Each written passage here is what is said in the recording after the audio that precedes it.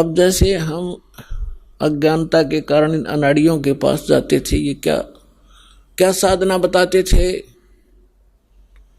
कोई तो कहता था गायत्री मंत्र जाप कर ले, और कोई कहता था कि गीता जी का एक अध्याय डेली कर लिया कर पाठ कर लो। कोई जपजी साहिब की एक पुस्तक है, उसको नित्य पढ़ने को कहते हैं। कुछ ये नित्य नियम का गुटका हमने बना रखा है गरीबदास के पंथ में। इस कुछ कहते हैं बस ये पढ़ लिया करो बेड़ा पार हो जाएगा, अगर मंत्र पता नहीं उठपटांग क्या देते हैं वो। तो पुण्यात्माओं, जैसे पहले हम गायत्री मंत्र को लेते हैं। गायत्री मंत्र क्या है? ये एक यजुर्वेद अध्याय नंबर 36 का मंत्र नंबर 3 है, और इन अनाड़ियों ने इसको पता नहीं के बना रखा था। इसके आगे ओम अक्षर लगा लिया, ओम भूर्भुवः स्वः तत्सवितुर्वरेण्यं भर्गो देवस्य धीमहि धियो यो न प्रचोदयात्। और इसने हम निरागोट्या करते और इसको यूं मान्या करते इससे मोक्ष होगा। ये प्रथम तो इसके साथ ओम नाम लगाने से ये मंत्र ही व्यर्थ हो जाता है। अब जैसे वेदों में महिमा पूर्ण परमात्मा की है और ओम नाम है ब्रह्म का, और महिमा ये इस मंत्र में महिमा है परमक्षर ब्रह्म की। यदि हम कोई पत्र लिखते हैं और उसमें शुरुआत में लिखते हैं मुख्यमंत्री या मंत्री, और वो भेजनी थी हमने प्रधानमंत्री के, तो प्रधानमंत्री के पास नहीं जाएगी वो एप्लीकेशन। जिसको आपने एड्रेस किया वहां जाएगी, और वो उसका अधिकारी नहीं उसका आपकी एप्लीकेशन को सुन ले, कुछ काम कर दे। हमने प्रधानमंत्री के एप्लीकेशन भेजनी थी और उससे हमें लाभ मिलना था।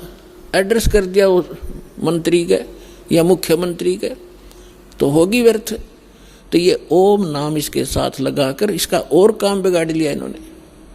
दूसरी बात रही, अगर यदि इस ओम नाम ना लगा के और भूर्भाव से शुरू करके इसका बार बार आवर्ती करते रहे, रिपीटेशन करते रहे, तो इससे लाभ क्या होगा? इसके अंदर लिखा है जैसे इलेक्ट्रिसिटी विद्युत, इस बिजली के गुण लिखे हो कहीं पे कि बिजली पंखा चलाती है, अंधेरे को उजाले में बदल देती है, और ये ट्यूबवेल से जल निकाल देती है, आटा पीस देती है, पंखा चलाती है।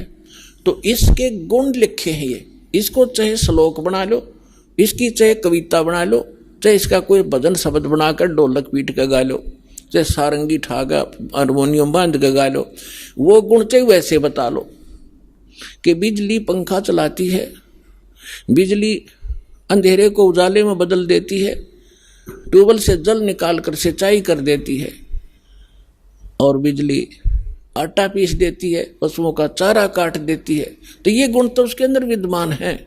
इसने एक बार पढ़ लो, चाहे इसने सारी उम्र बाँच लो, वो गुण उसमें विद्यमान है। पर वो प्राप्त कैसे होंगे आपको? वो गुण प्राप्त कैसे हो, वो मेथड कौन सा है, वो भिन्न है। ये तो ज्ञान हो गया, ज्ञान यज्ञ है ये कि इस वस्तु में ये गुण है। अब वो प्राप्त कैसे हो वो गुण, उसके लिए सारा तरीका ही अलग है। उसके लिए उस ऑफिस का पता चाहिए जहाँ से वो कनेक्शन मिलता है। वहाँ फिर जाकर वो कहेंगे ये फार्म भरो, ये फॉर्मेलिटी लाओ, वो सारा पूरा करके एप्लीकेशन लगाओ, समय आने पर आपका कनेक्शन मिल जाएगा।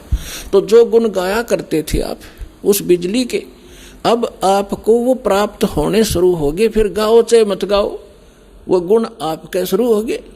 और फिर भी वो अच्छा है, भाई बिजली बटन दबा दे, इतना ज्ञान तो रहना ही चाहिए कि बल्ब जगाना है ये बटन दबाओ, मोटर चलानी है ये दबाओ। ज्ञान यज्ञ फिर भी पैरेलल रहेगी, तो वो आपको सहयोग देगा, लेकिन जब तक कनेक्शन नहीं मिलेगा वो लाभ प्राप्त नहीं होगा।